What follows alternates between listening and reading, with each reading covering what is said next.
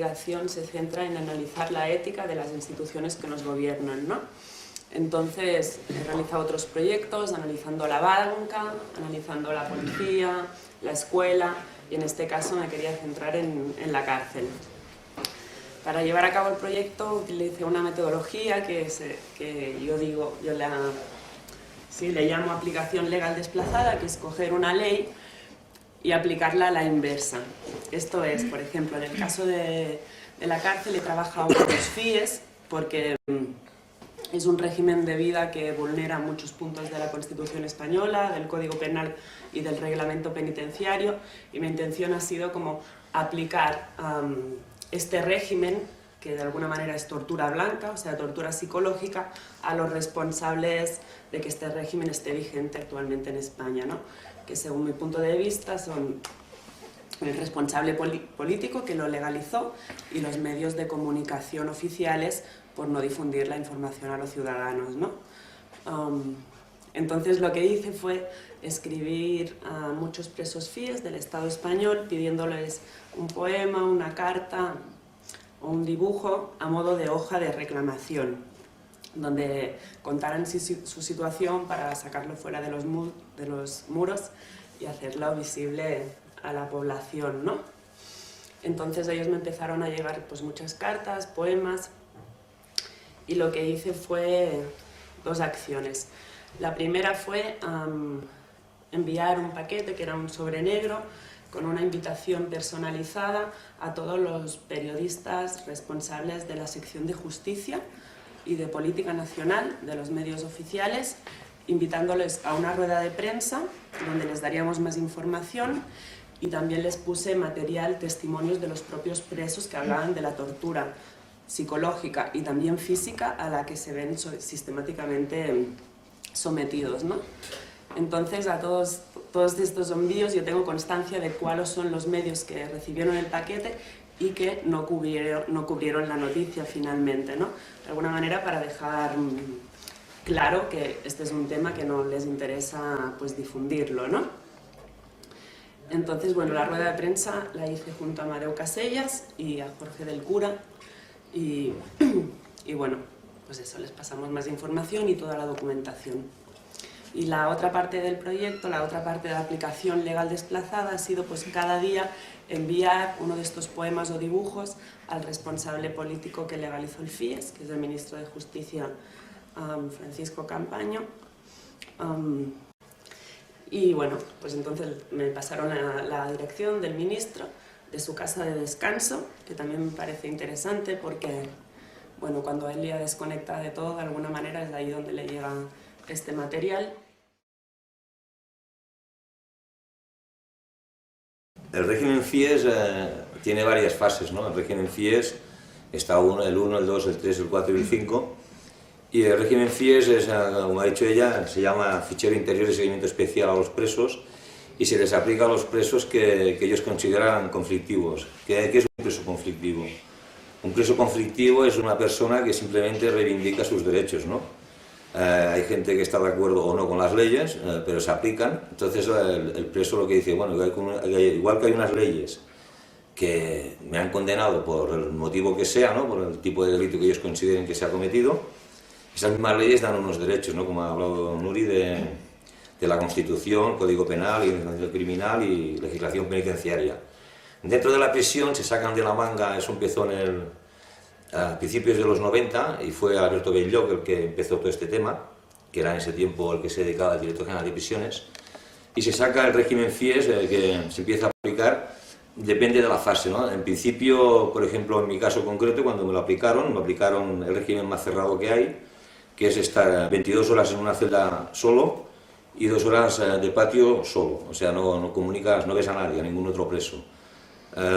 A mí en el caso mío llegaron a un extremo muy radical, que tenía el correo intervenido, las cartas de salida, cartas de entrada, no podía comunicar con gente del exterior, tenía las llamadas de teléfono restringidas y bueno, dentro de la celda pues podía tener lo básico, que era lo mínimo, no lo básico, no, sino lo mínimo.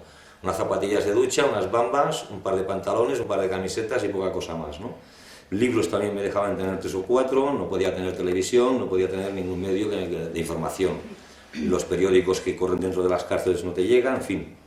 Para salir de la celda eres cacheado, para entrar a la celda eres cacheado, pasado por detector de metales. Todo se basa en la humillación y la tortura psicológica. Entonces, si tú sigues las normas de los carceleros, que es hacerles la pelota, si buana, no buana, ser un zombie, te pasan a lo mejor de fase 5 a fase 4 y así vas subiendo, ¿no? Hasta llegar el momento en que te quitan el régimen FIES. Si eres una persona que sigues con tus principios y sigues con tu forma de pensar, pues evidentemente ese régimen se puede alargar hasta el infinito, ¿no? Yo he estado temporadas que he estado pues 2 años, 1 año, en fin, en total del tiempo que he estado en prisión, en este tipo de régimen habré estado pues no sé, 8, 9, 10 años, ¿no? En aislamiento. Hay presos que cuando están en esa situación, debido a las torturas que hay, porque no solamente la privación de ver a tu gente, de tus amigos, de tener correo, una correspondencia fluida, sino también hay torturas como puede ser si dentro de la celda eres una persona que te quejas y que tal, pues llegar al punto en que hay unas celdas especiales dentro del mismo aislamiento, en donde eres atado. En mi caso nunca me llegaron a atar porque tenían miedo de la repercusión que podía haber en el exterior, pero sí muchos compañeros míos que eran más anónimos, pues los ataban con cuerdas, bueno, con unas correas que hay, incluso les pinchaban nolotil, en fin, calmantes para tranquilizarlos, diciendo que eran un peligro, ¿no? Un peligro, poco peligro puede tener un preso cuando no tiene nada y está aislado y tendrán 7 o 8 carceleros. Pero ellos alegan que eres una persona peligrosa y te tienen esas condiciones, hasta el punto de que han tenido presos pues 7, 8 y 10 días atados en esas camas, haciendo pues eso, sus necesidades, meándose, cagándose encima, en fin. Esas torturas, ¿cómo se pueden demostrar? De ninguna manera. ¿Por qué?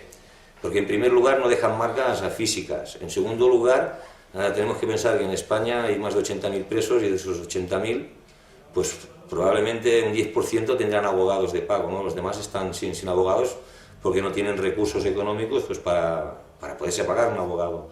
Entonces están indefensos, ¿no? En el caso hipotético de que te hubieras abogado y ese abogado llegara a saber de que estás en esa situación, viniera, te desatan, te llevan allí y tú no puedes probar nunca que estás atado porque no tienes ningún tipo de marca. Ya se encargan ellos de no dejártela, ¿no? Entonces ese es el tipo de régimen FIES.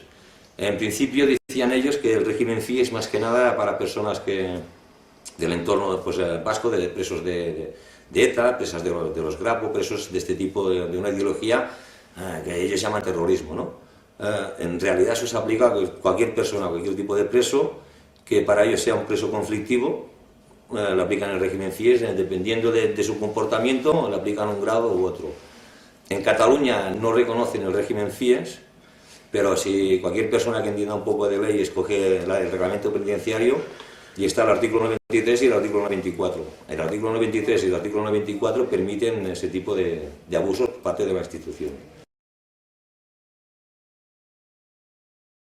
Se hizo público hace como 3 semanas en Madrid y bueno, la rueda de prensa, por ejemplo, muchos de los medios que confirmaron, El País, ABC, bueno, un montón, no asistieron. Dio la casualidad que aquel mismo día coincidió con el juicio de Camps, que lo declararon no culpable.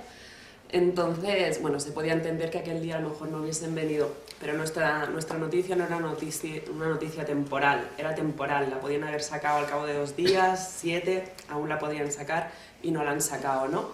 El único periódico que lo sacó fue El Qué, que estuvo bien porque lo reparten en el metro, entonces a mí personalmente me llegaron muchos correos de gente que no conocía, que había visto la noticia en el periódico y bueno, pues comentándome sobre el tema y también lo ha sacado muchos medios de contrainformación, bueno, Caos en la Red, Libre Red, un montón, que el vídeo que hay en Libre Red no sé, lleva como 10 días colgado y tiene 8.000 visitas ya, que eso, bueno, de alguna manera dices, no veo la repercusión, pero bueno, al menos la difusión se está difundiendo, ¿no? Está llegando más gente y a ver si así se conciencia un poco la sociedad y se repiensa un poco en qué España estamos viviendo, ¿no?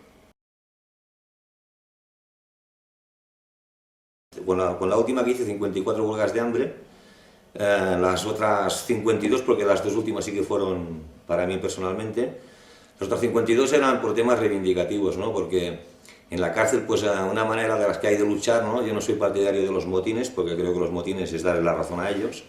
O sea, todo lo que sea un tema violento, a ellos les da la razón y pueden reprimirte más. Entonces las luchas tienen que ser o huelgas colectivas, huelgas de brazos caídos, que se han hecho bastantes, en los años que he estado se han organizado muchas, para realizar cárceles. Y en los últimos tiempos pues se hacían ya a nivel prácticamente personal, ¿no? Porque cualquier persona que se acerque a esta lucha, automáticamente pues la trasladan.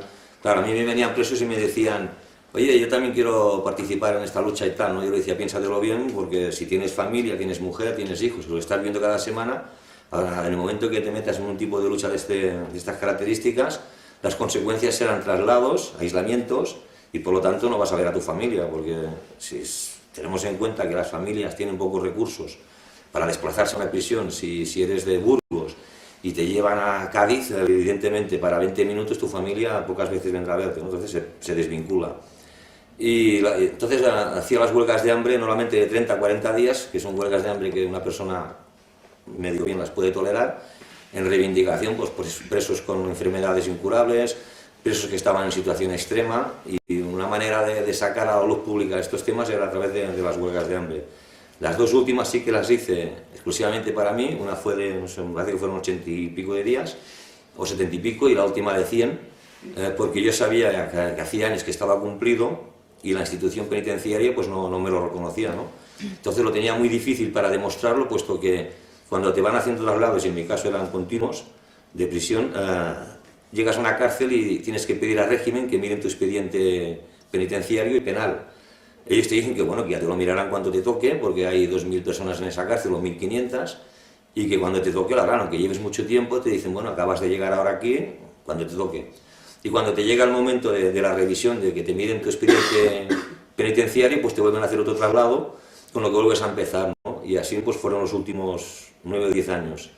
Hasta que ya, bueno, viendo que no tenía ninguna posibilidad de salir, que esto se me estaba alargando y que ellos no querían reconocer una cosa que era palpable, hice un habeas corpus, lo primero que hice fue un habeas corpus. Entonces una jueza me dijo que sí, que podía tener razón, pero que no era competencia suya, que eso era competencia pues del juzgado de vigilancia o de otros jueces, que ya no podía hacer nada. Entonces, viendo que ni con habeas corpus podía conseguirlo, una cosa que tenía muy clara, decidí pues jugarme a una huelga larguísima con las consecuencias que eso pudiera traer. El resultado fue que a los 100 días me dijeron que dejara la huelga, que se me hacía la revisión del expediente penitenciario, me trasladaron a la cárcel de Gerona, allí tuve algún problema que otro antes de la revisión, porque una criminóloga intentó hacerme esa revisión y me vino y me dijo, no te puedo tocar tu expediente porque el director no quiere, ha dicho que tu expediente no lo toque a nadie, y aún así me dijo, te lo miraré a ratos, me lo miró, y me dijo, sí que tienes razón, ponte duro porque tienes la razón. Empecé a hacer algún escrito ya con datos, y el resultado fue que el presidente de la Audiencia Provincial de Barcelona reconoció que llevaba 8 años de más en prisión.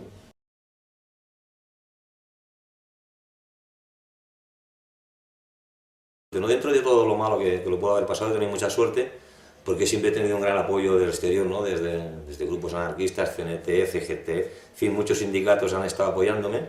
Entonces tenía esa suerte, pensaba que no me dejarían morir, pero sí que, claro, cuando entras en coma, como en mi caso que entré 2 o 3 veces en coma, y ya me dijeron los médicos que la vista la perdería, que las piernas no las recuperaría, pues piensas que quizás sí, no que pierdas la vida, pero que tampoco iba a perder mucho, ¿no? Porque para vivir encerrado entre rejas, pues casi es preferible jugártela y morirte, ¿no?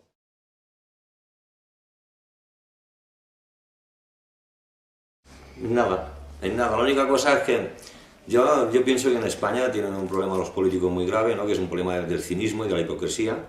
Entonces, bueno, de alguna manera, por ejemplo, dicen que no, en España hasta ahora, ¿no? Ahora Ruiz Gallardón parece que quiere hacer una reforma e incluirlo en el Código Penal. No hay cadenas perpetuas, pero sí que existen, ¿no? En España está la cadena perpetua porque si cualquier persona que tenga un poco de noción de leyes, está el Código Penal, ¿no? Que cuando tienes varios delitos se te aplica la triple de la mayor, el artículo 70.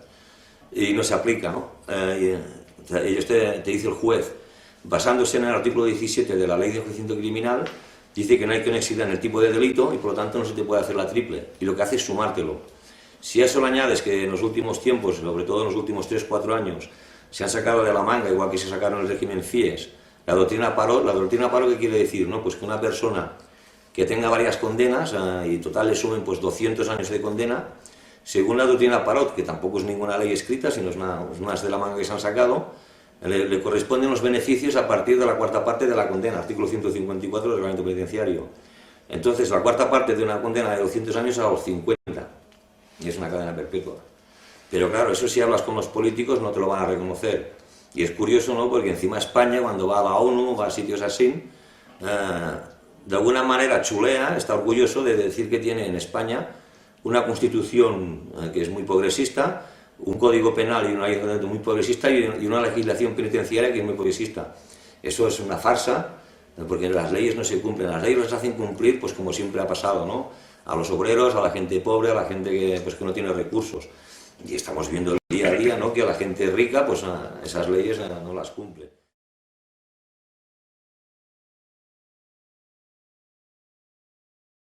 Empecé a vincularme con gente de la CNT, en aquella época evidentemente en el año 73-74, que es cuando yo empecé a trabajar en una fábrica, estaba ilegalizada, y entonces se hacían facines, se hacían tipo de bocetos y cosas así para repartirlo en las puertas de las fábricas para pedir mejoras laborales y tal, ¿no? Eso se financiaba con dinero de la misma gente trabajando, ¿no? Entonces yo no estaba de acuerdo en esos temas y un grupo, decidimos un grupo de gente de allí, de Vic, que bueno, que una de las maneras de financiarnos era ir a los bancos, ¿no? Que en definitiva son los que nos quitaban el dinero a nosotros. Y así iniciamos los bancos, ¿no? Los atracos, expropiaciones, que lo llamen como quieran, ¿no? Hay gente que dice, no, es que no era una expropiación, era un atraco. Bueno, pues me da igual, pues era un atraco. O sea, sin ningún remordimiento, ¿no? Y sin arrepentirme de nada de lo que hice, ¿no? Era una manera de financiarnos, nos financiábamos nosotros, financiábamos las revistas que hacíamos y una parte también la repartíamos a gente pues, de la comarca de Osona en concreto, que estaba necesitada y no tenía ayuda, se la repartíamos. De ahí pues que me bautizaran como Robin Hood, ¿no? Años después.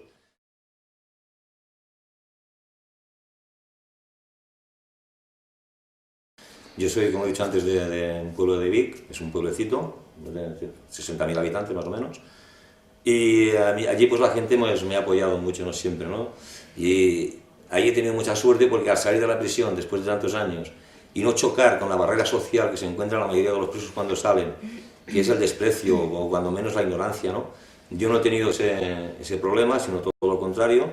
Yo voy por Vic, voy a los sitios y soy bien recibido, habrá gente que me critique evidentemente, pero en general la gente me ha aceptado muy bien y me ha apoyado y no he tenido ningún tipo de problema. Sí que es cierto que la mayoría de las personas no han tenido esa suerte y cuando salen chocan con un gravísimo problema. Uno es la falta de recursos para mantenerse, ¿no? Oigo a veces cosas, ¿no? Que me hacen reír por no llorar, ¿no? Que hay un subsidio de paro, ¿no? Cuando se excarcela a una persona, sí que es cierto, se da una ayuda de 400 y algo de euros, pero tú imagínate una persona que está 3, 4, 5, 10 años en prisión y no tiene familia, como son la mayoría de la gente que hay hoy día en las cárceles, ¿no? Más ahora que hay mucha inmigración. Y cuando salen, tienen que ir a la INEM, apuntarse al paro, y posiblemente tarden 3 meses en empezar a cobrar la primera ayuda, ¿no? Entonces, la pregunta que se tiene que hacer la sociedad, esos 3 meses, ¿cómo vive esa persona? ¿Qué hace? ¿Dónde duerme? ¿Qué come? ¿De qué vive? ¿Con qué viste? Entonces, la reincidencia, el gran problema que dicen ellos es que siempre hay un índice muy alto de reincidencia. Si esa ayuda, cuando una persona sale de prisión, se la diera en el momento, evidentemente que esa reincidencia bajaría muchísimo. Pero yo creo que es una rueda o el pez que se muerde la cola, ¿no? Les interesa que haya delincuencia, delincuencia significa más policía, significa más cámaras en las calles, más seguridad, que no controlan la delincuencia, sino que controlan a toda la sociedad, y eso es un control directo contra las personas. De ahí que les vaya bien. A los políticos no les importa, y repito, la cárcel se ha vuelto una industria carcelaria, cada día hay más cárceles, y como es un negocio que va al alza, ¿no? Porque los empresarios llevan el trabajo ahí, tienen una mano de obra barata, una explotación laboral increíble dentro de las cárceles, los sueldos son irrisorios, no hay seguridad social, no hay finiquitos, no hay nada, es una cosa que va bien, y como la gente hasta ahora del exterior, la sociedad, era un tema que no les interesaba, pues ellos han ido haciendo hasta el punto de que en España, pues como he dicho antes, hay más de 80.000 presos, que el único delito que han cometido la mayoría de ellos es no tener el dinero suficiente para demostrar que son inocentes, no sé si lo han leído.